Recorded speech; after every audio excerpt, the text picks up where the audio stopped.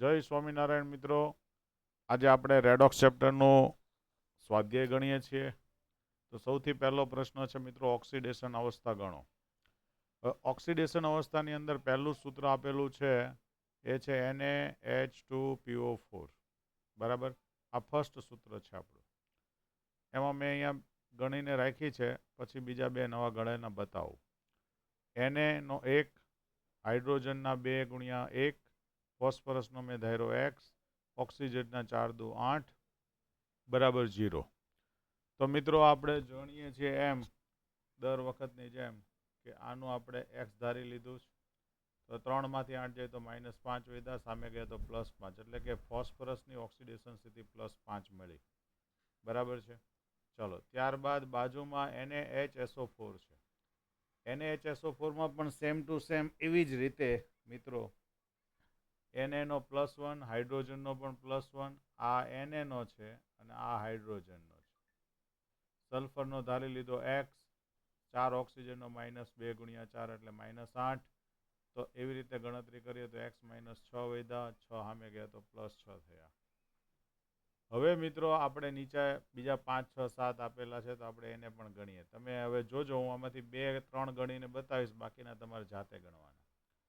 તો 4 કૌંસમાં હાઇડ્રોજનનો 1, ફોસ્ફરસ આપણે શોધવાનું છે, તો એને ધારી લઈએ x, 7 કૌંસમાં -2 એટલે 14 બરાબર. ટોટલ ઉપર કંઈ નથી, અહીંયા વીજભાર એટલે 0 ગણાય. તો 4 એકા 4, 2x -14 બરાબર 0. તો 2x બરાબર 10. તો x બરાબર +5.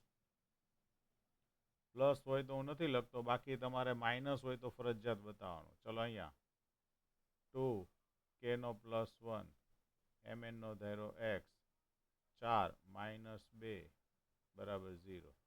તો 2 એકા 2, x, 4 દુ 8, 0. તો x બરાબર 6. યાદ રાખજો. બરાબર છે. ચલો, કેલ્શિયમની ઓલવેઝ +2, કેમ કે સમૂહ નંબર 2. 2x બરાબર 0. તો x બરાબર -2. તો x બરાબર -1. ઓકે. તો એનો મતલબ એમ કે આ સંયોજનનું નામ બોલવું હોય તો મારે બોલવું પડે કેલ્શિયમ પેરોક્સાઇડ. શું બોલવું પડે? Calcium peroxide. કેમ કેલ્શિયમ પેરોક્સાઇડ શબ્દ વાપરો? કેમ કે ઓક્સિજનની ઓક્સિડેશન સ્થિતિ -1 આવી. જુઓ, રેડી? હવે તમને બોલપેન દેખાય છે એટલે જલ્દી ખ્યાલ આવી જશે મિત્રો. ચલો, નેક્સ્ટ NaBH4. ચલો, સોડિયમનો +1 હોય, આનો બોરોનનો x ધારી લીધો. 4 હાઇડ્રોજન -1 હોય. કેમ હાઇડ્રોજન -1? તો કે સમૂહ નંબર 1 સાથે જોડાયેલું છે એટલે. રેડી? તો આ 1 + x -3 -4 = 0. તો x -3 = 0. તો x બરાબર 3. બોરોન જે છે એ સમૂહ નંબર 13નું તત્વ છે, એટલે જો એની ઓક્સિડેશન સ્થિતિ કેવી આવી? +3 આવી. ઓકે. તો આઈ થિંક હવે તમને સમજ પડી ગઈ છે. તો આ સવાલના જવાબ તમને આવડી જશે.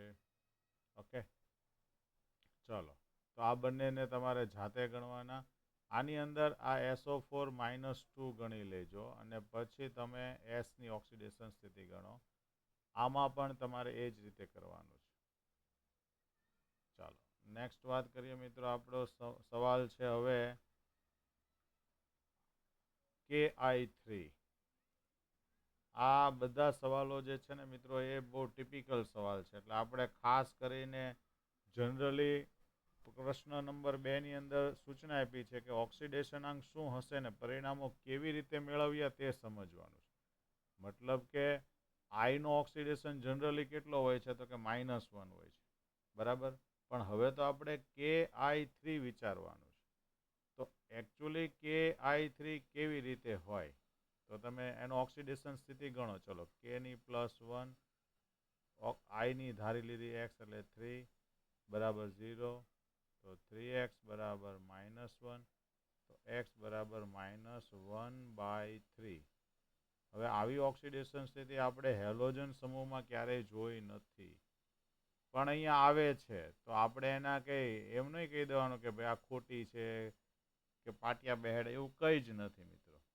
આપણે ઓક્સિડેશન સ્થિતિ જે બનાવી એ આ સૂત્ર જે છે ને Ki3 એ મિત્રો આવું છે, K+1 છે અને I-3 જે છે ને એ આને લીધે બન્યો. જો અહીંયા આ બંધ આવ્યો ને જે એ સવર્ગ સહસંયોજક બંધ છે અને એને લીધે માઇનસ છે. આ આયોડિન અણુ છે એ તો પોતે તટસ્થ જ હોય, પણ આ I- જે છે એની સાથે જોડાઈ ગયો છે.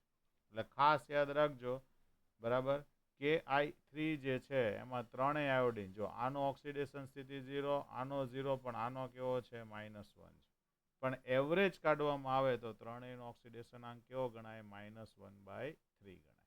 ઓકે, ચાલો. અને આનો કેવો હોય? +1, એટલે ઓવરઓલ તટસ્થ થઈ ગયું. ચાલો હવે આપણે આનામાં સમજીએ એવું જ વસ્તુ બીજું.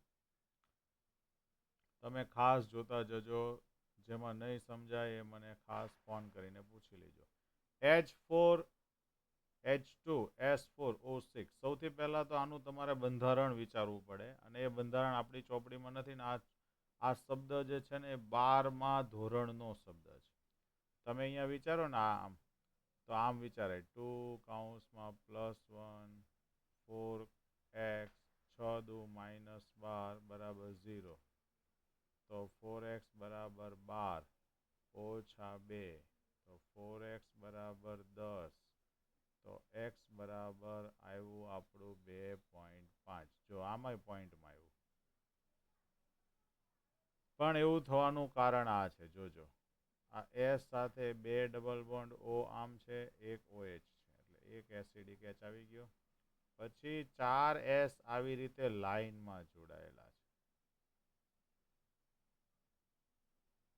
હવે આની અંદર હું તમને ખાસ સમજાવીશ તો મિત્રો, આ મારે થોડુંક કલર ચેન્જ કરવું છે, એટલે હું આને કલર ચેન્જ કરીને કહું તમને. જુઓ, રેડી?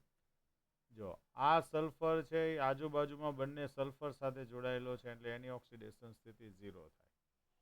પણ આ સલ્ફરની ઓક્સિડેશન સ્થિતિ 0 થશે નહીં. કોની? કે જેના ઉપર હું અત્યારે ચોરસ દોરી રહ્યો છું, એ અને આ સલ્ફર. કેમ એ લોકો 0 નહીં થાય? તેનું કારણ છે અહીંયા જુઓ, -2, આ OH -1, આ -2, તો ટોટલ 2 દુ 4 ને 1 5. આનાય +5 થશે. સેમ વે આના પણ +5 થશે. એટલે આમાં સલ્ફરની ઓક્સિડેશન સ્થિતિ કેટલી શક્ય બની? તો કે 5 આવી, 0 આવી, બીજી એક 0 આવી, બીજી એક 5 આવી. એટલે તમને MCQમાં પૂછે નીટમાં, જીમાં, કે H2S4O6માં ઓક્સિડેશન સ્થિતિ કઈ શક્ય છે? તો 5 પણ શક્ય છે, 0 પણ શક્ય છે, ને 2.5 એની એવરેજ છે, એટલે એ પણ શક્ય છે. ટૂંકમાં 3 એ 3 શક્ય છે. ઓકે, ચાલો. હવે આવે છે Fe3O4. મિત્રો, Fe3O4 ને જો તમે તત્વ યોગમિતિ પ્રમાણે ગણશો તો Feની ઓક્સિડેશન સ્થિતિ કાઢવા જઈએ તો 3x + 4 દુ -8, આમે જાય તો +8, એટલે x બરાબર થશે 8/3. તમને કલર બરાબર દેખાતો હશે એવું હું માની લઉં છું, અને લાગે છે પણ રાપચીક. ચલો, એકચ્યુઅલી Fe3O4 એ બે સંયોજનોનું એક સંમિશ્રણ છે એમ કહીએ તો ચાલે, સંયુગ્મન છે એમ કહીએ તો બી ચાલે. એમાં FeO પણ છે અને Fe2O3 પણ છે. મિત્રો, આ FeO હોય તો એની ઓક્સિડેશન સ્થિતિ ગણાય +2. તમે મનમાં ગણી લો, આ O -2, તો આ x ધારો, x + -2 = 0, તો x બરાબર 2 આવે. અને આની અંદર ઓક્સિડેશન સ્થિતિ આવે +3. તો એ જ સવાલ આમાં પણ બન્યો. જો Fe3O4માં Feની કઈ ઓક્સિડેશન સ્થિતિ હોય છે? તો કે +2 અને +3 બંને હોય. જ્યારે એની એવરેજ પૂછવામાં આવે તો કઈ આવશે તમારી? તો કે 8/3. એટલે તમને જવાબમાં જો એમ કે Feની સરેરાશ એવો સ્પેશિયલ શબ્દ વાપરી દે તો તમારે આ જ લખવું જોઈએ. બરાબર? પણ કઈ શક્ય છે? તો 2 અને 3 પણ શક્ય છે એવું બતાવવું જોઈએ. રેડી? તો કહેવાનો મતલબ એમ છે કે હવે આવે છે કાર્બન વાળું. તો તમે આને પહેલા તો એક સૂત્રમાં લખો ને તો આવું લખાય C2 H 3 ને 2 5 ને 1 6 ને O. હવે તમે C2 ની ગણો તો 2x 6 વત્તા 1 માઇનસ 2 બરાબર 0. 2x વત્તા 6 minus 2 0. 2x minus 4 x minus 2. હવે તમને બધાને થતું હશે કે આમાં વળી શું અપવાદ છે. તો આની અંદર મિત્રો જોજો, અહીંયા બંધારણ દોરું એ જોજો. આ 1, આ 2, આ 3, આમાં આ 1, આ 1 ને અહીંયા છે OH. OH વાળા કાર્બનને હું 1 કહું અને આને હું 2 કહું. રેડી? હવે હું કલર થોડોક ચેન્જ થતો હોય તો કરી દઉં. જો આ તો નહીં દેખાય પણ પીળો કદાચ દેખાશે. રેડી? ચાલો ચેક કરીએ. ઓકે, હવે દેખાય તો ઠીક છે. જો આ હાઇડ્રોજન 3 + 1 હોય મિત્રો, તો એનો મતલબ એમ કે જે પહેલો કાર્બન જે છે, પહેલો કાર્બન સેકન્ડ કાર્બન જે છે, એ સેકન્ડ કાર્બનની ઓક્સિડેશન સ્થિતિ કેટલી થવી જોઈએ? તો કે -3 થવી જોઈએ. રેડી? તમે ઉપર ગણી તો બધાની કેટલી આવી? -2 જ આવી ને. તો એનો મતલબ એમ થયો કે હવે તમે જુઓ આની ઓક્સિડેશન સ્થિતિ કેવી થાય. જુઓ આ +1 હાઇડ્રોજન, તો આ પણ +1 છે, આ પણ +1 છે. તો અહીંયા કેટલું થશે? -3, કેમ કે C તો 0 ગણાય. આમાં જુઓ આ +1, આ +1 અને આ -1, તો આ કેટલું ગણાશે? -1 ગણાશે. ઓકે, તો એનો મતલબ એમ થયો કે પર્સનલી બંનેની જુદી જુદી. જુઓ પર્સનલી બંનેની કેવી છે? જુદી જુદી છે. ઓકે, તો કહેવાનો મતલબ એમ છે કે તમે જોઈ શકો છો કે આ બાજુનો ઓક્સિડેશન આંક જે છે એ -3 આવશે. પેલાનો વચ્ચેના કાર્બન જે છે એટલે કે C1 છે એનો -1 પણ આવી શકે છે. અને એવરેજ ગણો તો બંનેનું -2 આવે છે. ઓકે, ચાલો. તો સેમ વે હજુ જો કોઈ નીચે હોય તો એને પણ આપણે ગણી કાઢીએ. બરાબર છે? ચાલો એક જાતે કરી દેજો. એસિટિક એસિડ આવી જ રીતે આવશે. કયું બાકી રહી ગયું? એક E જે છે સંયોજન આમાં, E એટલે CH3COOH. ચલો આનું બંધારણ દોરી દો, તમે જાતે વિચારજો. CH3 C સાથે ડબલ બોન્ડ O અને OH આમ હોય. તો હું તમને કહી દઉં તો કે આ H ને લીધે આ ત્રણેય કાર્બન -3 થશે. જ્યારે આમાં જ્યારે કાર્બન કાર્બન સાથે જોડાય તો આ 0 ગણાય. તો આ -1 અને આ -2 હોય તો આ કેટલું ગણાશે? +3. ઓકે, ઓવરઓલ તમારો કાર્બનનો ઓક્સિડેશન આંક તમે આમાં ગણજો તો C2H4O2 માં કાર્બનની ઓક્સિડેશન સ્થિતિ 0 મળશે. પણ તમે જુઓ અહીંયા -3 આવી ને અહીંયા તમારે +3 આવી. ઓકે, ચાલો નેક્સ્ટ વાત કરીએ મિત્રો, અને એ છે આપણું ખાસ કરીને રેડોક્સનું વ્યાજબીપણું નક્કી કરો. આ પણ મેં તમને બહુ સ્પષ્ટ સમજાવી દીધું છે, છતાં આપણે બધા જ રેડોક્સના ઓક્સિડેશન આંક લખીને ચેક કરીએ. ચલો, તો આનો ઓક્સિડેશન આંક +2 છે, આનો 0 છે, આ 0 છે, અને અહીંયા હાઇડ્રોજનનો ઓક્સિડેશન આંક +1 છે. તો એનો મતલબ એમ થયો કે આ ઓક્સિડેશન આંકમાં ઘટાડો થયો એટલે કે આ રિડક્શન છે. જ્યારે અહીંયા હાઇડ્રોજનનો ઓક્સિડેશન આંકમાં શું થયો? વધારો થયો, મતલબ કે ઓક્સિડેશન છે. ટૂંકમાં આ પ્રક્રિયા રેડોક્સ પ્રક્રિયા છે. રેડી? એટલે હવે આપણે ખરું કરી દઈશું. ચલો, Fe2O3, તો આ ઓક્સિડેશન સ્થિતિ +3 મળે. કાર્બન મોનોક્સાઇડમાં +2 મળે. Fe ની 0 થાય ને કાર્બન ડાયોક્સાઇડમાં +4 થાય. હવે તમને ઓક્સિડેશન સ્થિતિ ગણતા બરાબર આવડી ગઈ એટલે હું થોડી સ્પીડમાં ગણું છું. ચાલો, ઓક્સિડેશનાંકના આધારે તમે જુઓ તો એફઈમાં ઘટાડો થયો, મતલબ કે રિડક્શન કહેવાય. જ્યારે કાર્બનની ઓક્સિડેશન સ્થિતિ જુઓ તો 2 માંથી 4 વધી, મતલબ ઓક્સિડેશન કહેવાય. અર્થાત આ પ્રક્રિયા રેડોક્સ પ્રક્રિયા છે. રેડી? તો કહેવાનો મતલબ એમ છે મિત્રો કે રેડોક્સ પ્રક્રિયા છે એ આપણે સમજાવી શકીએ છીએ અને ગણી પણ શકીએ છીએ. ચાલો, બોરોનની ઓક્સિડેશન સ્થિતિ ગણીએ +3. અહીંયા એલ્યુમિનિયમની ઓક્સિડેશન સ્થિતિ ગણીએ તો +3. બોરોનની ઓક્સિડેશન સ્થિતિ ગણીએ તો +3. લિથિયમ અહીંયા પણ +1 છે ને અહીંયા પણ +1 જ હતું ને અહીંયા એલ્યુમિનિયમ +3 હતું. મતલબ કે આ રેડોક્સ નથી. જો કોઈ ચેન્જ જ નથી થતો. રેડી? ચાલો, અહીંયા પોટેશિયમ 0, ફ્લોરિન 0, કેમ કે તટસ્થ છે તો અહીંયા +1, અહીંયા -1. તો તમે જોઈ શકો છો કે અહીંયા ઘટ્યું, મતલબ રિડક્શન થયું કહેવાય. એવી જ રીતે અહીંયા તમે જુઓ તો વધ્યું, મતલબ ઓક્સિડેશન થયું કહેવાય. તો આ પ્રક્રિયા રેડોક્સ છે. ચાલો નેક્સ્ટ બીજી લઈએ, NH3. હાઇડ્રોજન પ્લસ તો નાઇટ્રોજન માઇનસ, આ 0, આ +2 અને અહીંયા હાઇડ્રોજન ઓક્સિજન લઈ લે -2. તો તમે જુઓ નાઇટ્રોજન -3 માંથી +2 થયું, 5 વધ્યું, એટલે મતલબ એનું ઓક્સિડેશન થયું. ને આ 0 માંથી થઈ ગયું -2 થઈ ગયું, મતલબ આનું ઘટાડો થયો. રેડી? ઓવરઓલ આ પ્રક્રિયા રેડોક્સ પ્રક્રિયા છે. ચાલો, એવી જ રીતે મિત્રો આપણે વાત કરવાના છીએ આની. ચાલો, તમે જાતે નક્કી કરી દો કે રેડોક્સ પ્રક્રિયા છે કે નહીં.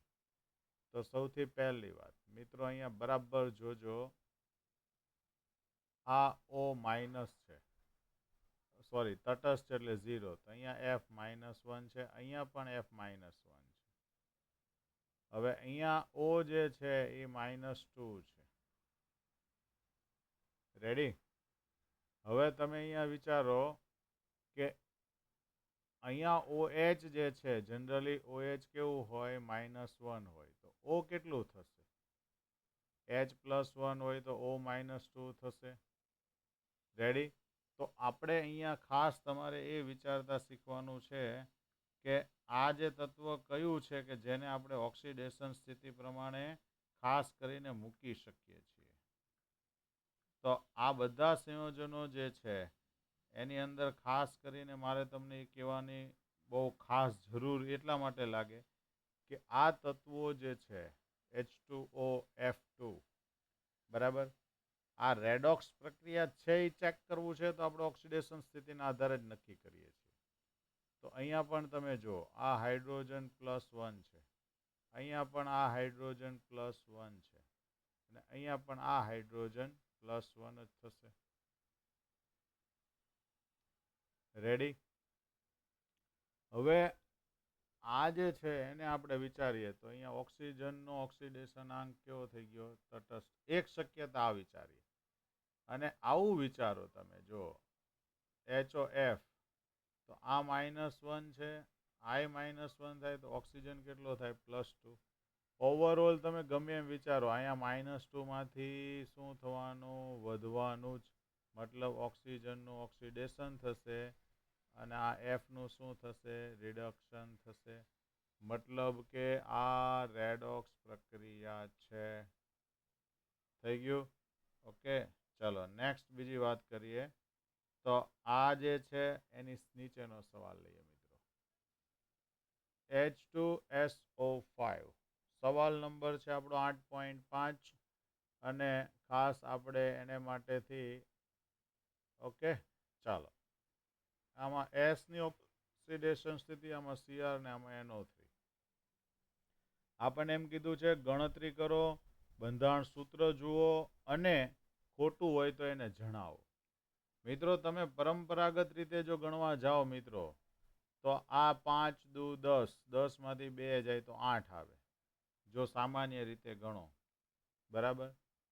કેટલી આવશે? +8 આવે. તો કે સલ્ફરની જે +8 ઓક્સિડેશન સ્થિતિ જે છે એ શક્ય નથી. બરાબર. કેમ? તો કે કારણ એક જ. કોકને પૂછ્યું કારણ એટલે હું, તો કે કારણ કીટાણુ. એમ એવું નહીં. કારણ એટલા માટે કે સલ્ફરની બાહ્યતમ કક્ષા જે છે એ કક્ષામાં મેક્સિમમ 6 ઇલેક્ટ્રોન હોય છે. હવે જેની પાસે 6 ઇલેક્ટ્રોન છે એ 6 જ દે ને, 6 કરતાં વધુ એટલે કે 8 થોડો આપી શકવાનો. એટલા માટે એ શક્ય નથી. તો આવું આવે કઈ રીતે? તો એના માટે એનું બંધારણ વિચારવું પડે. જો 1 2 ઓક્સિજન આવી રીતે હોય, 1 ઓક્સિજન OH સ્વરૂપે હોય, અને અહીંયા જે હું દોરું છું ને એ છે પેરોક્સાઇડ બોન્ડ છે. આ કયો બંધ છે? આ જે ચોરસ બોક્સ જે છે ને એ પેરોક્સાઇડ બોન્ડ છે. કયું છે? પેરોક્સાઇડ. એટલે એનો મતલબ એમ કે આ બંને -1 હશે. આ -2, આ ઓક્સિજન પણ -2, આ -2, આ હાઇડ્રોજન +1, આ હાઇડ્રોજન +1. હવે તમે બધા પરથી ગણો તો સલ્ફરનો ઓક્સિડેશન સ્થિતિ આવે +6, જે આપણા માટે જરૂરી છે. અને એ જ આપણો જવાબ છે. કેમ આવી? તો હું તમને ગણન બતાવજો. સલ્ફરની ધાયરી H, એને એમનેમ રહેવા દઈએ. હાઇડ્રોજન કેટલા છે? 2 વખત. એને આપણે +1 મૂકશું. ચલો, -2 વાળા કેટલા છે? તો કે 2, જેને O-2 લઈએ. -1 વાળા કેટલા છે? તો કે 2, તો કે O-1 લઈએ. અને ટોટલ કેટલું છે? તો કે 0 છે. બરાબર. ચાલો, તો હવે તમે જોઈ શકો છો સલ્ફર +2 -2 × 4 -2 × 2. રેડી? કોઈ ભૂલ નથી થતી ને? જોજો મિત્રો, એટલે કાંઈ લોચો ન પડે. હા, આ સોરી 3 છે. જો એટલે આ 3 × 2 = 6 થશે. બરાબર 0. તો આ 2 ને આ 2 ગયા તો 6 સામે ગયા તો +6 આવી ગયું. ઓકે. તો આ થઈ ગયું મિત્રો આપણું કોનું? તો કે આ સલ્ફ્યુરિક એસિડના એક બીજા સ્વરૂપ જે છે એનું છે. અને મિત્રો આનું નામ ક્યાંય આવ્યું હોય તો તમે આનું નામ વિચારજો. ચલો, GNEET માટે આનું નામ યાદ રાખજો. ગોતો. હવે તમારી પાસે ગૂગલનું બહુ મોટું સર્ચ એન્જિન હાથમાં જ છે. તો GNEET આટુંથી તમે આનું નામ શોધી કાઢો. બરાબર. ચાલો, નેક્સ્ટ છે Cr2O7. Cr2O7માં પણ જો તમે પરંપરાગત રીતે ગણવા જાઓ તો અહીંયા આપણે ગણી જ દઈએ. 2x + 7 × 14 = 0. તો 2x = 14, તો x = 7, જે શક્ય નથી.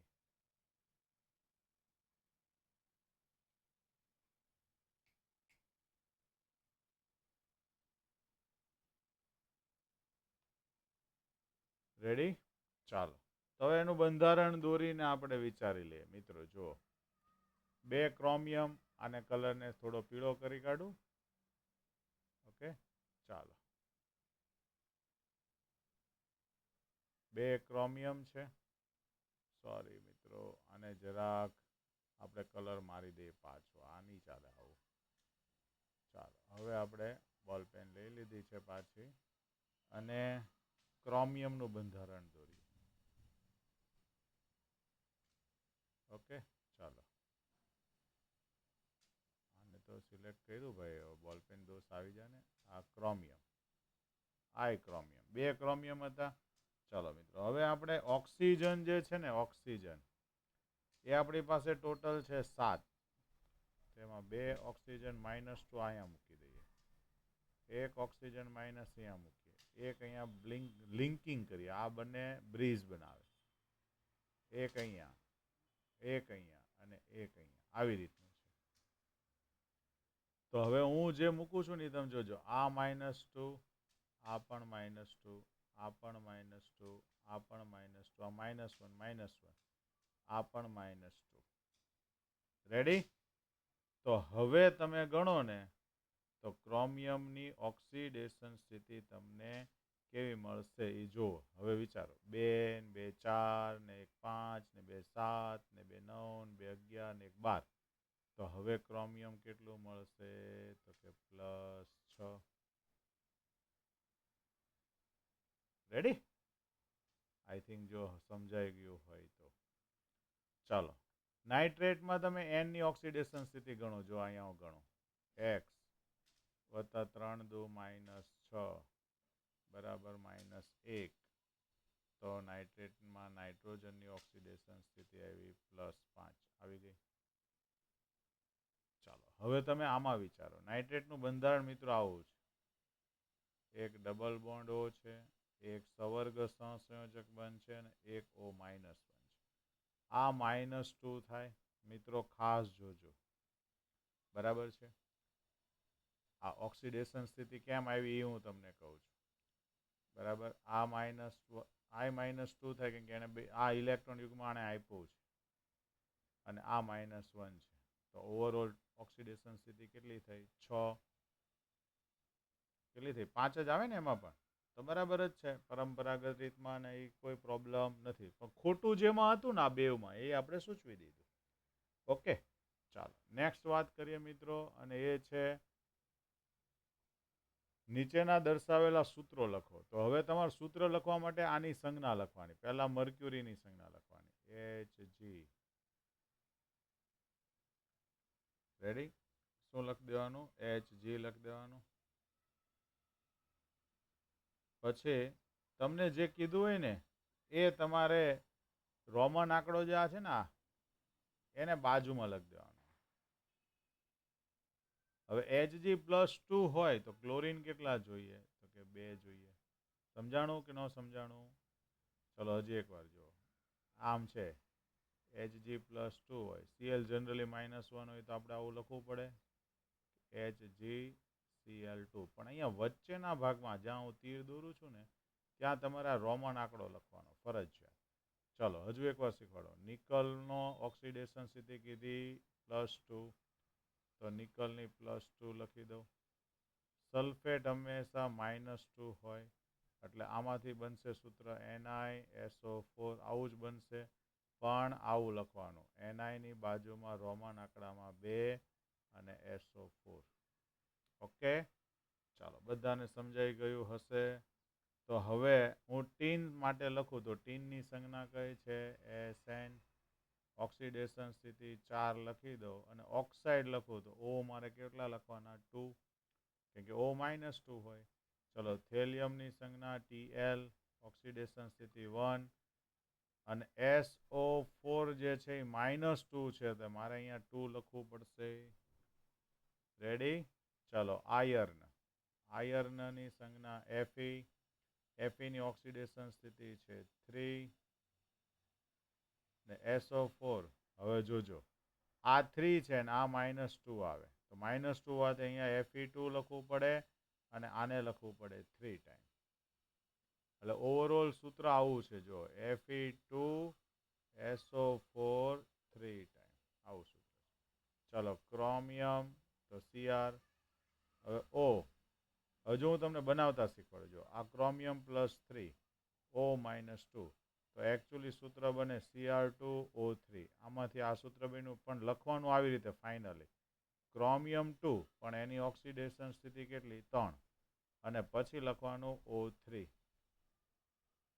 ઓકે, ચલો મારું એવું માનવું છે તમને બરાબર સમજાઈ ગયું છે. તો હવે મિત્રો આપણે જે પહેલેથી ભણ્યા એમાં એક બાજુમાં એક સ્લાઇડ છે, એને પણ આપણે ભણી લઈએ આ ઊભા લીટા પછી. ચાલો હવે આપ્યું છે 8.8. મેં 8.7 ને નથી લખ્યું કેમ કે મેં તમને ચાલુ થિયરીએ સમજાવી દીધું હતું. તો 8.8 માટે સલ્ફર ડાયોક્સાઇડ, રકમ વાંચું છું મિત્રો ચોપડીમાંથી, તમે જોજો ખાસ. સલ્ફર ડાયોક્સાઇડ અને હાઇડ્રોજન પેરોક્સાઇડ એ બંને ઓક્સિડેશન કરતા તરીકે વર્તે છે, જ્યારે ઓઝોન અને નાઇટ્રિક એસિડ એ માત્ર ઓક્સિડેશન કરતા તરીકે જ વર્તે. કેમ? તો મિત્રો અહીંયા હું બધાના ઓક્સિડેશન આંક જ લખી દઉં. ઓકે, ચાલો. આઈ થિંક સો હવે મારે પાછું કલર પેનલમાં જઈને કલર વ્હાઇટ લઈ લેવો છે. મને વ્હાઇટમાં મજા આવી ગઈ. ઓકે, ચાલો. તો આન્સર છે આપણું પહેલું તો કે SO2. તો સલ્ફરની ઓક્સિડેશન સ્થિતિ છે +4. હવે એ તો આવડે ને મિત્રો તમને. Hydrogen peroxide -1. ઓઝોનમાં તો 0 જ આવે ને. અને HNO3 તંદુ 6 માંથી 1 જાય તો +5. રેડી? હવે સાંભળજો મિત્રો.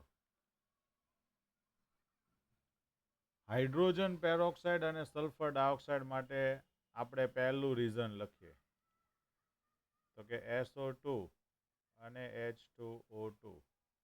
આપણે ખાલી SO2 માટે લખીએ તો કેમ રહે? તો આ મને એવું લાગે એ વધારે સારું પડશે, એટલે આને આપણે કાઢી નાખીએ અહીંયાથી. બરાબર? ચાલો, SO2માં જુઓ તો કે સલ્ફરની ઓક્સિડેશન સ્થિતિ આવી +4 છે, જે મે બી 6 પણ થઈ શકે અને -2 પણ થઈ શકે, જે સલ્ફરની મહત્તમ ઓક્સિડેશન સ્થિતિ +6 પણ થઈ શકે, તેમજ સલ્ફરની ન્યૂનતમ ઓક્સિડેશન સ્થિતિ. ન્યૂનતમ ઓક્સિડેશન સ્થિતિ કઈ છે મિત્રો? તો કે -2 પણ બની શકે. અર્થાત ઓક્સિડેશન અને રિડક્શન બંને થાય. એટલે જ ઓક્સિડેશન કરતા રિડક્શન કરતા બંને તરીકે વર્તે. ચલો, same to same hydrogen peroxide. ઓક્સિજનની ઓક્સિડેશન સ્થિતિ કઈ? તો કે ઓનલી ને ઓનલી -1 છે આમાં તો. રેડી? આ એક જરાક હું ઇરેઝ કરી દઉં તમને હરખું દેખાય એટલા માટે. ઓકે, ચાલો. તો -1 છે, જે ઓક્સિજનની મહત્તમ. બરાબર?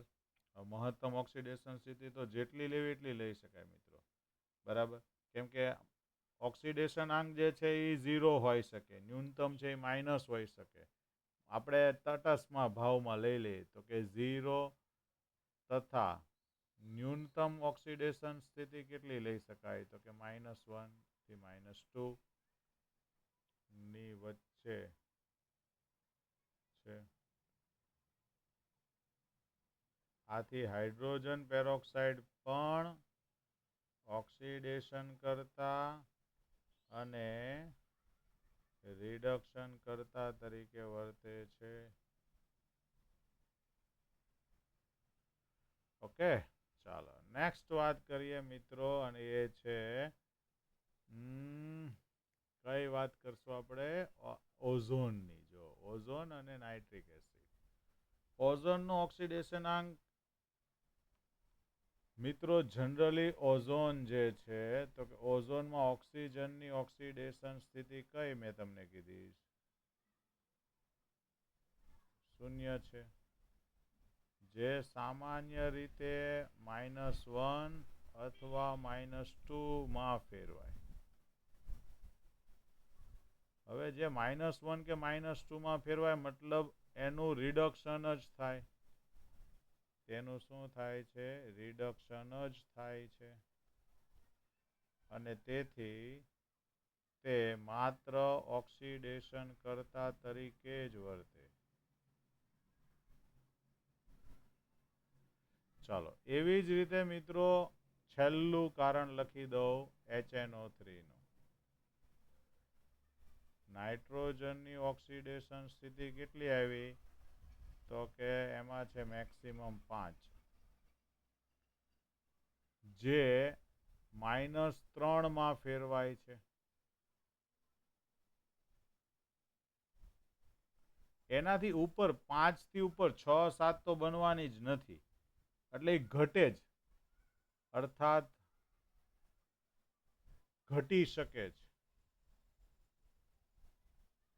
અને તેથી જ HNO3 એ પ્રબળ ઓક્સિડેશન કરતા છે.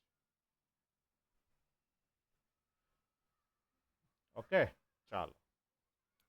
તો મિત્રો અહીંયા મેં 8.9નું હેડિંગ માર્યું છે, પણ આ સવાલ અહીંયા સુધી છે, એ તમે ખાસ યાદ રાખજો. અહીંયા પૂરું નથી થઈ જતું, કે લેક્ચર બંધ ન કરી દેતા, વિડીયો ચાલુ જ રાખજો. હવે 8.9નો સવાલ આપણે અહીંયા લખીએ. 8.9માં મિત્રો આ લોકોએ 2 પ્રક્રિયા આપી છે, અને તમને એવું કીધેલું છે કે આ પ્રક્રિયા જે છે એ તમે એવું વિચારો કે યોગ્ય કેમ નથી. તો પ્રકાશ સંશ્લેષણની પ્રક્રિયા મિત્રો પહેલી લખેલી 6CO2 વત્તા 6H2O બરાબર ગ્લુકોઝ વત્તા 6O2, અને બીજી પ્રક્રિયા છે ઓઝોન વત્તા H2O2 બરાબર H2O વત્તા C2O2. હવે તમને એમ કીધું છે કે બંને પ્રક્રિયા કરતા નીચેની પ્રક્રિયાઓ વધારે સૂચિત છે. તો આપણે સૌથી પહેલા એ પ્રક્રિયા લઈએ મિત્રો. કઈ પ્રક્રિયા લઈએ? એ. અને એને આપણે ગ્રીન કલરથી લઈએ. કયો કલર લઈએ છીએ? Green colour. પ્રક્રિયા એ માટે. ઓકે, આ કલર મને બહુ મસ્ત દેખાય છે. હવે તમને કેવો લાગે એ તો હું પછી તમને પૂછીશ ફોન કરીને. ચાલો, પ્રક્રિયા એ માટે સ્ટેપ નંબર પહેલું તો એ એવું વિચારી શકાય, સ્ટેપ નંબર 1, કે આ જે CO2 વત્તા H2O છે ને, એમાં H2O નું સૌથી પહેલા વિઘટન થાય છે પહેલા તબક્કામાં. એ કોણ કરે? તો કે ક્લોરોફિલ કરે. તો કે H2O જે છે એનું આ ક્લોરોફિલ ની હાજરીમાં વિઘટન થાય અને આપણને જવાબમાં મળે H2 વત્તા O2.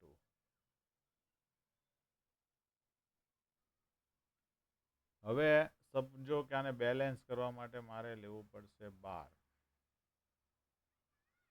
તો આ પણ 12 મળે અને આ મળે 6. રેડી? હવે સ્ટેપ નંબર 2. બીજા સ્ટેપમાં શું થાય? તો કે જે 6CO2 છે એ આ 12H2 સાથે જોડાય. કયા? તો કે અહીંયા જે નીપજ બની ને પહેલામાં તેની સાથે. અને સૂર્યપ્રકાશની હાજરીમાં, એટલે અહીંયા હું લખી દઉં HVની હાજરીમાં C6 બનાવે, H12 બનાવે અને O6 બનાવે. અને મિત્રો 6CO2 માંથી જે 6O2 જે છે હજી એ બીજા H2O સાથે જોડાઈ જાય અને 6H2O બનાવે. કેટલા બનાવે? 6H2O. એટલે એમ કહેવાય કે હાઇડ્રોજન એ કાર્બન ડાયોક્સાઇડનું શું કરે છે? રિડક્શન. જો કેમ થાય એ બી કહી દો. જો અહીંયા કાર્બનનો ઓક્સિડેશનાંક +4 છે આનો, અને અહીંયા કાર્બનનો ઓક્સિડેશનાંક 0 છે. યાદ રાખજો, આનો 0 છે ને અહીંયા આનો +1 છે. અહીંયા પણ +1 જ છે. ટૂંકમાં હાઇડ્રોજન પોતાનું ઓક્સિડેશન કરે છે ને કાર્બન ડાયોક્સાઇડનું રિડક્શન કરે છે. રેડી? તો હવે હું તમને કહું આ બંનેનું કુલ ટોટલ લખું મિત્રો, તો મારે આમ લખવું જોઈએ તો કે 6CO2 વત્તા 12H2O. અહીંયા છે ને 12. રેડી? ચાલો, બેલેન્સ થઈ ગયું. તો સામે C6H12O6 બન્યું, 6H2O લિક્વિડ બન્યું, જોયું. હવે આ 12H2 અને આ 12H2 તો ગયા.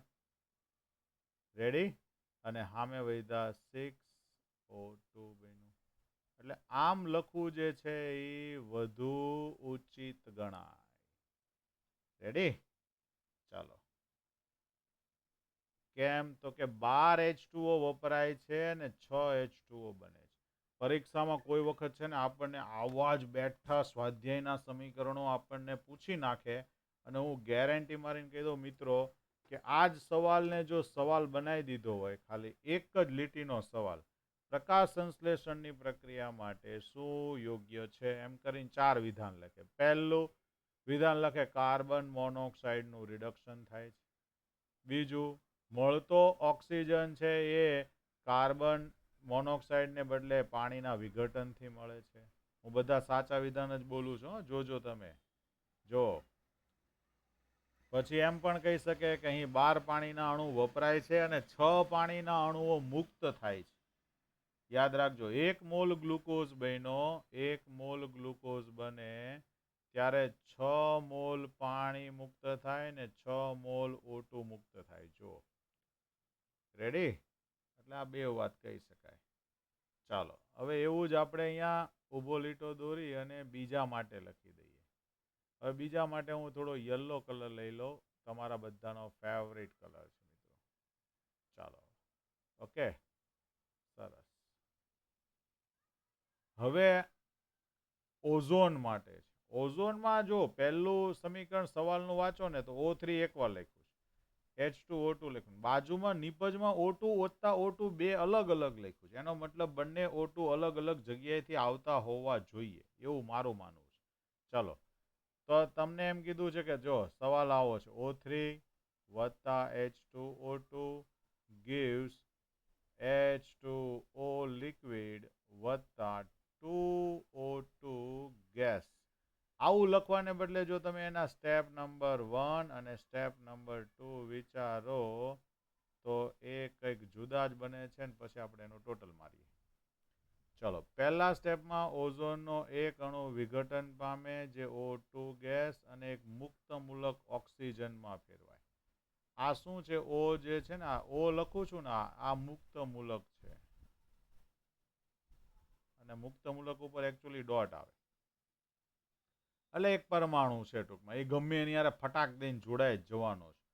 એ કોની યારે જોડાય તો કે આ હાઇડ્રોજન પેરોક્સાઇડની સાથે જોડાશે. એટલે મિત્રો એક H2O છૂટો પડે ને બીજો એક O2 પાછો બને. તો હવે તમને કહી દઉં, જો આ O તો ગયો, તો હવે H2O2 વત્તા ઓઝોન તમે લખો તો આ O2 જે છે એ ઓઝોનમાંથી આવ્યો. પછી H2O2 માંથી H2 બન્યું, H2O, પેરોક્સાઇડમાંથી પાણી બન્યું અને પાછો એક ઓઝોનમાંથી O2 છૂટો પડ્યો. એટલે એનો મતલબ એમ થયો કે જો તમે વિચારો ને આ પ્રક્રિયાને નક્કી કરવી હોય ને તો તમારે ઓઝોનની માટે નક્કી કરવા માટે તમારે શું કરવું પડે? કાં તો ઓઝોનમાં રહેલો ઓક્સિજન છે એ રેડિયો એક્ટિવ લેવું પડે અથવા તો હાઇડ્રોજન પેરોક્સાઇડનો રેડિયો એક્ટિવ લેવો પડે.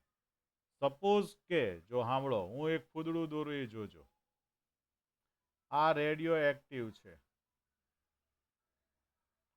તો આ પણ રેડિયો એક્ટિવ બનત અને આ પણ રેડિયો એક્ટિવ બનત. ઓકે, ચાલો 1 મિનિટ માટે સ્ટોપ કરી નાખો. પોઝ ગયું. ચાલો શરૂ કરીએ મિત્રો ફરી એકવાર. તો આ તમે સમજી ગયા હશો કે ઓઝોનમાં કેમ 2 વાર ઓક્સિજન લખ્યો. ચાલો હવે એનાથી નીચે જઈએ અને આપણને એક બહુ મસ્ત સવાલ પૂછ્યો છે 8.10. મિત્રો એવું પૂછ્યું છે કે AgF2 એક અસ્થાયી સંયોજન છે. તો AgF2 અસ્થાયી જોઈએ ને મિત્રો, AgF2 લખો, ત્યાં જ તમને ખ્યાલ આવે કે Agની ઓક્સિડેશન સ્થિતિ કેટલી છે. તો Agની ઓક્સિડેશન સ્થિતિ +2 છે. મિત્રો આટલી બધી ઊંચી ઓક્સિડેશન સ્થિતિ અસ્થાયી જ છે કેમ કે Ag+1 જ બને, જે ખૂબ જ અસ્થાયી છે. કેવી છે? અસ્થાયી હોવાથી શું કરશે તો કે 1 ઇલેક્ટ્રોન મેળવી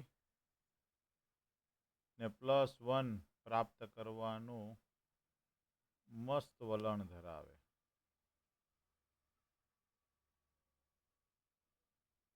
ઓકે, અને પરિણામે આ Ag+2 જે છે એમ કહેવાય 1 ઇલેક્ટ્રોન લઈ અને Ag+1 બનાવે એટલે પરિણામે AgF2 એ પોતાનું રિડક્શન કરે એટલે બીજાનું શું કરશે? ઓક્સિડેશન.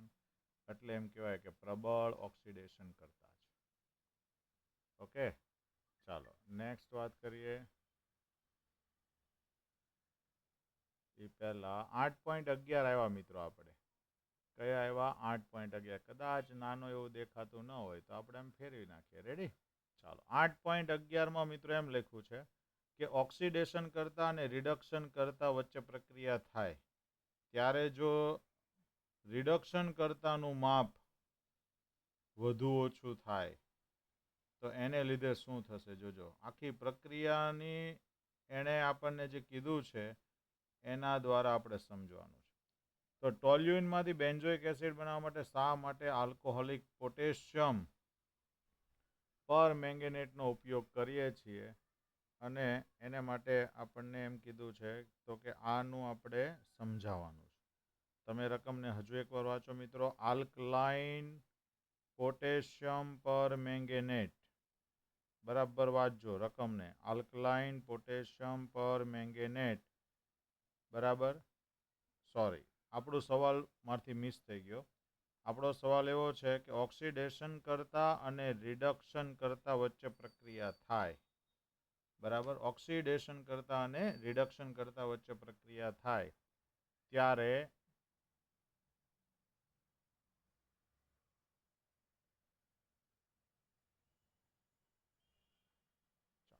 ઓક્સિડેશન કરતા અને રિડક્શન કરતા વચ્ચે પ્રક્રિયા થાય.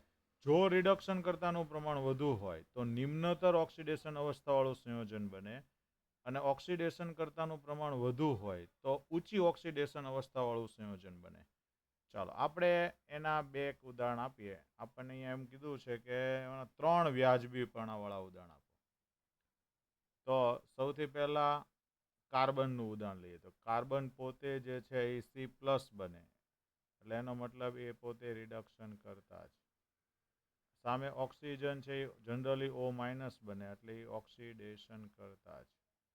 હવે તમે જોજો, આ બંનેમાં આપણને એમ કીધું છે જો રિડક્શન કરતા વધુ હોય, મતલબ કે C+O2 ની પ્રક્રિયામાં કાર્બનનું પ્રમાણ વધારી દો. હવે 2 વધારીએ તો કાર્બન મોનોક્સાઇડ બને, એટલે ઓક્સિડેશન સ્થિતિ +2 આવે.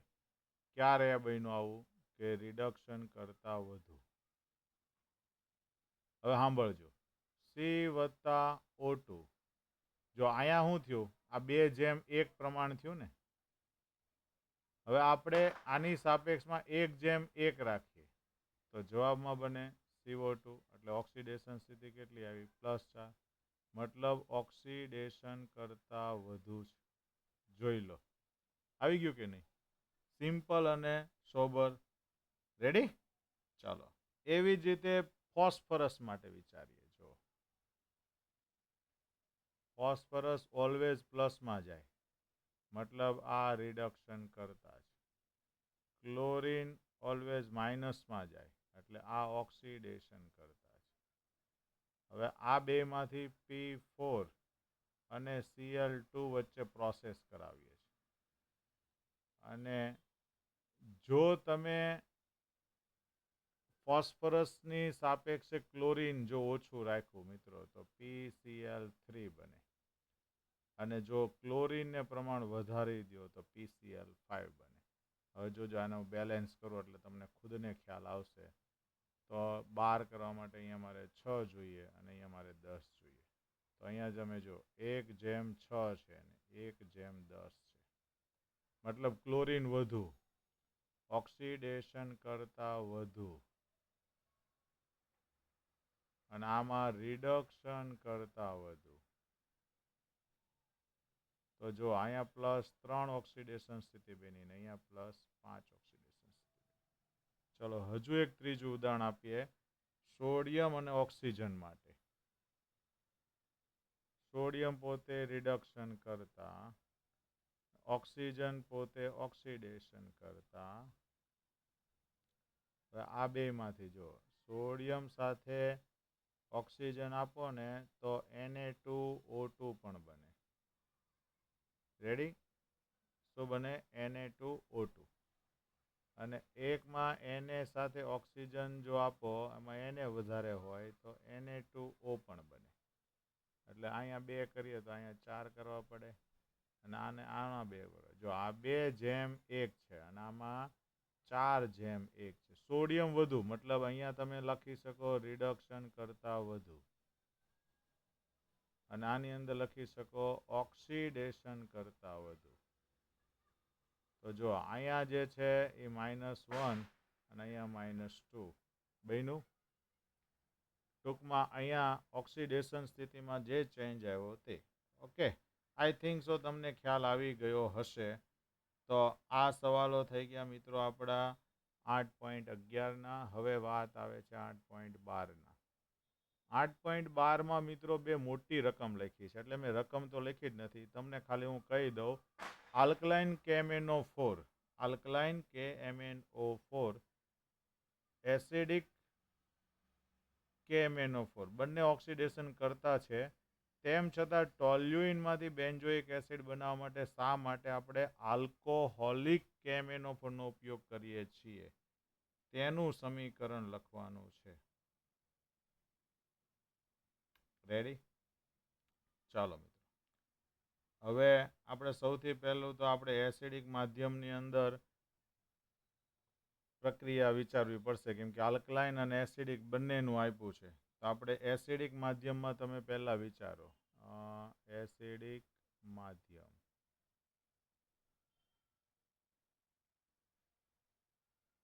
પછી બેઝિક માધ્યમમાં પણ વિચારજો, બેઝિક કે પછી તટસ્થ, એ બે સેમ જ રહે. શું થશે જોજો. તો MnO4- છે ને એ પોતે Mn+2માં ફેરવાય. શેમાં ફેરવાય છે? Mn+2માં. હવે તમે જુઓ, અહીંયા 4 O છે તો અહીંયા મારે 4 H2Oની જરૂર પડશે જ. અને એમે ઓક્સિડેશન સ્થિતિ પ્રમાણે ગણીએ તો જો અહીંયા 7 ઓક્સિડેશન સ્થિતિ આવે, તેમાંથી 2 થઈ એટલે અમારે 5 ઇલેક્ટ્રોન તો મૂકી જ દેવાના અહીંયા, અર્ધ પ્રક્રિયાની રીત. ઓકે, તો વીજભાર બેલેન્સ કરવા માટે 8 મૂક્યા. આ કઈ થઈ? રિડક્શન પ્રક્રિયા થઈ. આ બેલેન્સ થઈ ગઈ મિત્રો. હવે ઓક્સિડેશન પ્રક્રિયા વિચારીએ. આપણને એમ કીધું છે બેન્ઝોઇક એસિડ ટોલ્યુઇનમાંથી બનાવવાનો છે. તો ટોલ્યુઇન એટલે બેન્ઝીન ઉપર CH3. આ નીચે જે હેક્ઝાગોનલ દોરું છું ને ગોળવાળું, એને બેન્ઝીન કહેવાય, ન ખબર હોય તો. અને એમાંથી મારે બેન્ઝોઇક એસિડ બનાવવું હોય તો ઉપર થઈ જાય COOH અને આ થઈ ગયું બેન્ઝોઇક એસિડ. ચાલો, હવે આની અંદર જ્યારે તમે કાર્બનનો ઓક્સિડેશન આંક ગણો તો આ હોય -3. જોજો હું બોલું એ બરાબર અહીંયા જોજો, કદાચ કોઈને કાંઈ પ્રોબ્લેમ લાગે તો. C સાથે 3H, આ H ને આ H, ત્રણેય હાઇડ્રોજન એક ઇલેક્ટ્રોન આપે, તો આને -3 બને, કેમ કે આ કાર્બન કાર્બન વચ્ચે તો અહીંયા 0 હોય. તો એનો મતલબ એમ થયો કે આ -3 છે. કયો? જે અંડરલાઇન કરું છું ને અત્યારે તે. હવે અહીંયાના અંડરલાઇનને ગણીએ તો મિત્રો આવું થશે, C ડબલ બોન્ડ O ને OH, આ -1 આ -2, તો આ થઈ ગયું +3. મતલબ અહીંયા ઓક્સિડેશન સ્થિતિ કાર્બનની કેટલી છે? +3 છે. મતલબ કે એણે 6 ઇલેક્ટ્રોન ગુમાવ્યા છે. જુઓ, 6 ઇલેક્ટ્રોન ગુમાવે છે તો એને બેલેન્સ કરવા માટે મારે 6H+ મૂકવા પડે. 6H+ મૂકવું તો હવે મારે કેટલા H2O મૂકવા પડે? તો અહીંયા O ને બેલેન્સ કરવા માટે માત્ર 2 H2Oની જરૂર છે, કેમ કે અહીંયા 2 O છે. જો અહીંયા O નથી એટલે 2 H2O મૂકી દીધા. ટૂંકમાં આ બેલેન્સ થઈ ગયું. હવે આનું જો ટોટલ સમીકરણ લખું ને તો એ કુલ સમીકરણ, આને હું પહેલાં કાઢી નાખું અહીંયાથી, આને કાઢી નાખું મિત્રો. આ હાર્ડ ઇરેઝરથી આ ભૂસી કાઢું છું અત્યારે. અને અહીંયા એક કુલ સમીકરણ લખી દઉં છું. કયું સમીકરણ લખી દઉં છું? કુલ સમીકરણ. હવે કુલ સમીકરણ માટે આપણી પાસે કલર છે ગ્રીન કલર, બેસ્ટમાં બેસ્ટ. તો ટોટલ લખી દો અહીંયા. ચલો, MnO4-. હવે મિત્રો મારી પાસે જો અહીંયા 5 ઇલેક્ટ્રોન છે એટલે એને ગુણ્યા હું 5 અહીંયા કરી દઉં. અહીંયા છે 6 ઇલેક્ટ્રોન તો એને ગુણ્યા કરી દઉં 6. તો અહીંયા લખાશે 6 MnO4-. વત્તા 5 વખત બેન્ઝીન ઉપર CH3. હવે જોજો હું બોલું અહીંયા 5 ગુણ્યા એટલે આ 10 H2O થઈ જશે. કેટલા થશે? 10 ને અહીંયા 6 ચોક 24 થશે. બરાબર, એટલે 24માંથી 10 એટલે અહીંયા 14 વધશે. એવી રીતે અહીંયા 8 છંગ 48 થશે અને 6 પંજા 30 થશે, એટલે 18H પ્લસ અહીંયા વધવાના. બરાબર, 6 Mn પ્લસ 2 થશે. 5 બેન્ઝોઇક એસિડ ઉપર COOH લાવી દઉં.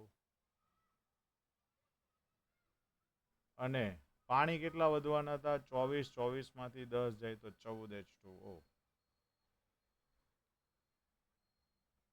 આ બધું એક સ્ટેપમાં થઈ ગયું પહેલી પ્રક્રિયાનું. રેડી?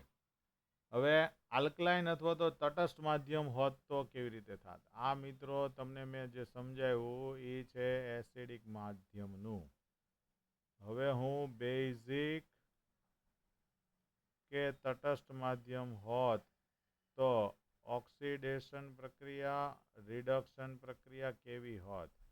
તો ઓક્સિડેશન તો બેન ટોલ્યુઇનનું જ થવાનું ને. એટલે મિત્રો અહીંયા જોજો,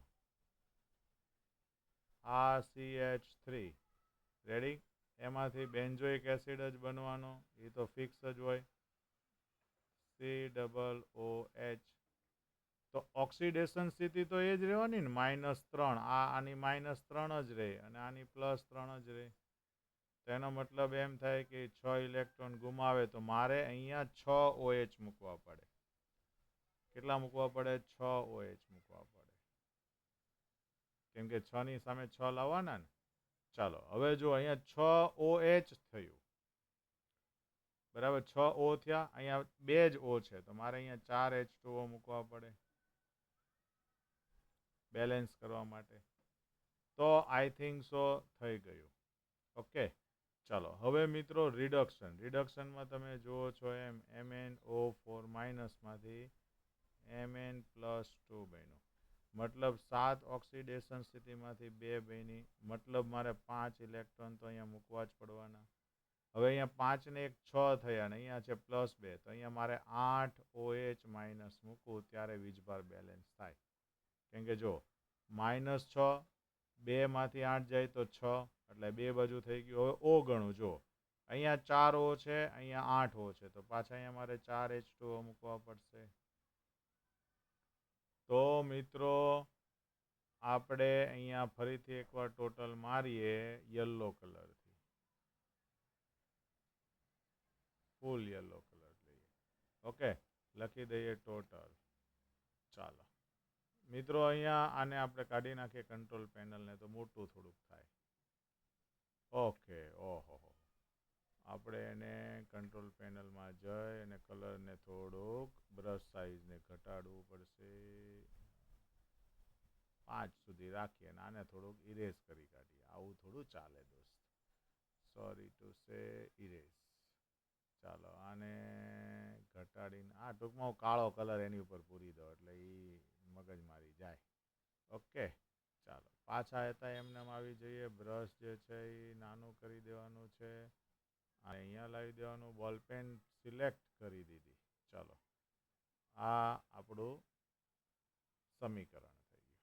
તો સમીકરણમાં તમે જો અહીંયા 5 ઇલેક્ટ્રોન છે અને અહીંયા છે 6 ઇલેક્ટ્રોન, તો પાછું આ આખાને 5 વડે ગુણવાનું, આ આખાને 6 વડે ગુણવાનું. તો હવે જોજો 5 વખત બેન્ઝીન ઉપર CH3 થશે. બરાબર, 5 છંગ 30 OH છે અને અહીંયા 8 છંગ 48 OH, એટલે અહીંયા 18 OH વધવાના. ચલો 4 5 છંગ 24 ને 5 ચોક 20, એટલે અહીંયા 6 H2O વધવાના. ને MnO4- પણ બચ્યું. રેડી?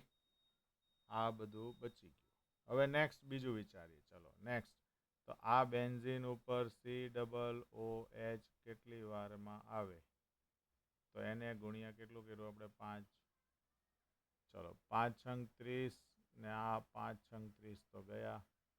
4 H2O છે એ 20 વખત હતા ને અહીંયા 4 H2O કેટલી વાર હતા? 24 વખત, એટલે મેં અહીંયા 20 ને 4 24 થશે ને કેમ, એટલે અહીંયા મારે 4 લખવા પડે.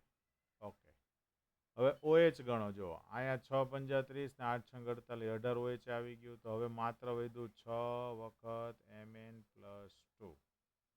ઓકે, તો આવું લખવું પડે. હવે આપણી પાસે એસિડ બેઝનો ખર્ચ એટલો બધો વધી જાય મિત્રો કે આ પ્રક્રિયા જ્યારે તમે રેડોક્સ સંતુલિત સમીકરણ લખો તો આ પ્રક્રિયાની અંદર આપણે સૌથી પહેલાં તો બેલેન્સ કરવા માટે ને એસિડિક માધ્યમ ને બેઝિક માધ્યમનો ખર્ચ બહુ આવે. એટલે આ એક હું સમજાવું છું, એકનું તમે જાતે કરી દેજો. બરાબર? ચાલો, તો આપણે શા માટે આલ્કોહોલિક વાપરીએ છીએ એ આપણો મેઇન વસ્તુ છે. તો આલ્કોહોલિક વાપરવાના મુખ્ય કારણ 2 છે. કારણ નંબર 1, પહેલું કારણ એ છે કે એસિડ અને બેઝ ઉમેરવાનો ખર્ચ જે છે, એસિડ કે બેઝિક માધ્યમ ને બદલે જો તટસ્થ લઈએ, આલ્કોહોલિક KOH જે છે,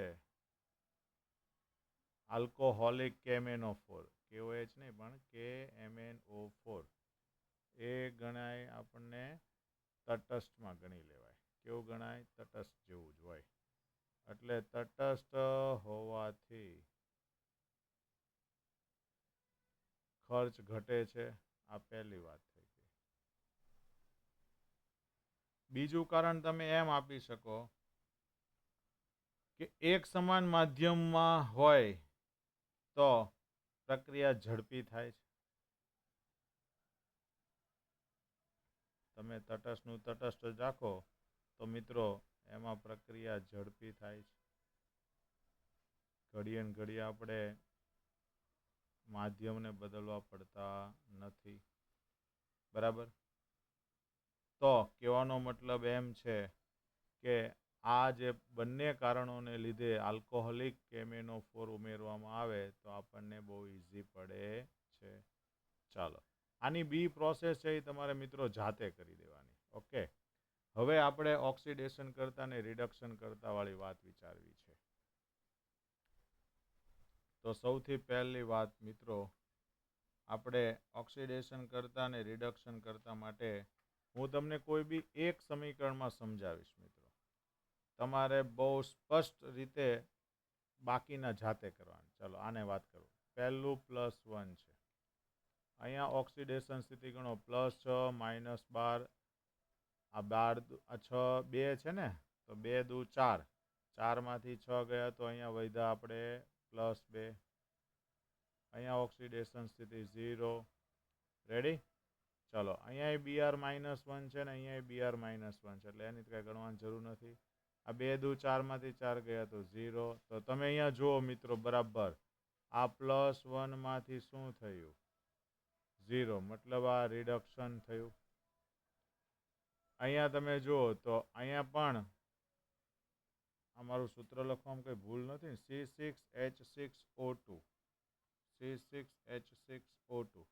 તો અહીંયા પણ તમે જુઓ તો સામે નિપજમાં C6H4O2, તો એનો ઓક્સિડેશન અંક 0. તો અહીંયા આનું પણ રિડક્શન જ થયું છે ને. હા, પણ અહીંયા મને એવું લાગે છે, તમે જુઓ તો આ હાઇડ્રોજન દૂર થયું. જો આ 6 હતા, અહીંયા મારી ગણવામાં કંઈક ભૂલ હશે તો આવે આવું. 2 દુ 4, 4માંથી આ 6 પ્લસ, ચલો ગણી જ કાઢીએ, 6x + 6 - 4 બરાબર 0. સોરી મિત્રો, આ તો માઇનસમાં જાય છે દોસ્ત. તો અહીંયા વધ્યા 2, તો 6x બરાબર -2, તો 2/6 એટલે -1/3 થશે. આ ઓક્સિડેશન સ્થિતિ મિત્રો ખોટી લખાઈ ગઈ છે. તો આપણે એને સુધારી કાઢીએ બ્રશ મારીને. બ્રશનો મતલબ કાળો કલર મારીએ.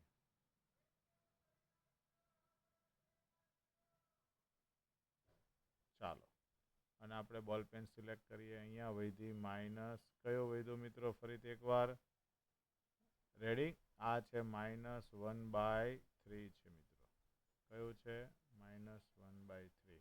તો હવે તમે જો આનું ઓક્સિડેશન થયું એ વાત સાચી જ. જો